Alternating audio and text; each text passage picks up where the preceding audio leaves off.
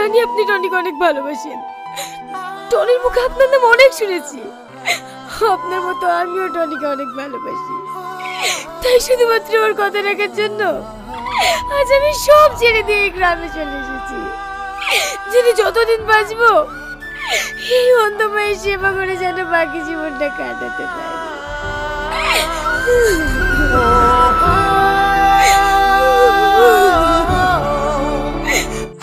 Hello বন্ধুরা, তোমরা সবাই কেমন আছো? আশা করি অনেক ভালো আছো। আজকের গল্পটির নাম হচ্ছে প্রিয় বন্ধু। এই গল্পতে অভিনয় করেছে সামাদ আর টনি। গল্পটি খুব সুন্দর গল্প। যারা এখন এই গল্পটি দেখতে চাও, আমার ডিসক্রিপশনে লিঙ্ক দেওয়া আছে, গল্পটি ফুল ভিডিও দেখে আসতে পারো। আর এই গল্পটি পার্ট 2 আসবে। পার্ট 2 এখন আশা করি এখনও আসার কোনো সুযোগ নাই, কিন্তু কবে পার্ট 2 আসবে, কবে আসবে, কখন আসবে, সমস্ত বিস্তারিত আলোচনা করবো এই ভিডিওতে। ভিডিওটি শেষ পর্যন্ত অবশ্যই দেখবেন।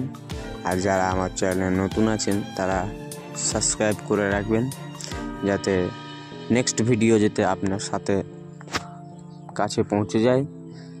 তো গল্পটা শুরু করছি।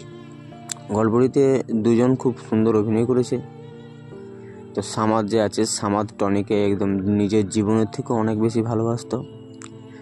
টনির সব সময় সাথে থাকতো, খেলাধুলা সমস্ত দিক থেকে। টনির মায়ের চোখের অসুস্থতার জন্য টনি একদিন কলকাতায় যায়। কলকাতায় এখানে একটা ডাক্তার নার্সের সাথে প্রেম হয়ে যায়। তার নাম ছিল সালমা। এখানে প্রেম হয়ে যাওয়াতে টনি তার খুব প্রেমে পড়ে যায়। তারপর সে তখন সালমা অন্য একটা ছেলেকে বিয়ে করে নেয়। তারপর টনির তো মাথা খারাপ হয়ে যায়। তারপর হঠাৎ করে আসে খেলাধুলার মন বসে না। সামাদ যে ওর বন্ধু, ওর সাথে ভালোভাবে কথা বলে না, বন্ধুদের সাথে আড্ডা দেয় না, শুধু ফোনে ওর সাথে গল্প করতে থাকে।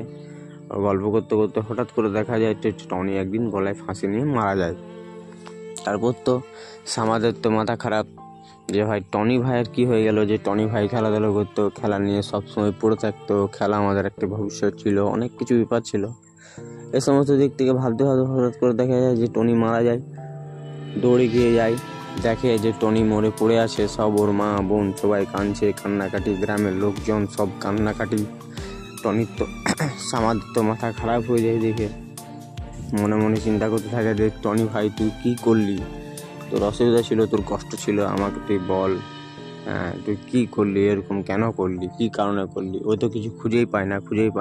তারপর টনির বোন একটা চিঠি লিখে, টনি চিঠি লিখে গেছিল, সামাদকে দিল, পড়ে তারপরে পুরো ঘটনাটা বুঝতে পারে। তারপর সামাদ সালমাকে মারার জন্য কলকাতায় যায়। তখন সালমা এটা ওইখান থেকে অভিনয়ের কিছু একটা পার্ট দেখিয়ে এইখানে চলে আসে টনির কাছে, টনির গ্রামে খোঁজাখুঁজি করে। তারপর টনির বাড়িতে আসে। টনির বাড়িতে এসে টনির বোনকে বলে যে আমি টনিকে ভালোবাসি, টনি কোথায়? তো বলে যে টনি শ্মশানে আছে। নিয়ে গেছে টনিকে শ্মশানে দেখায়। এরকম ধরনের গল্পটা হয়েছে বানানো। যারা এখনও দেখোনি, ডিসক্রিপশনে লিঙ্ক দিয়ে আছে, দেখে আসতে পারো। আর এরকম ধরনের গল্প যদি শুনতে চাও অবশ্যই ফলো করে রাখবেন। ধন্যবাদ বন্ধুরা।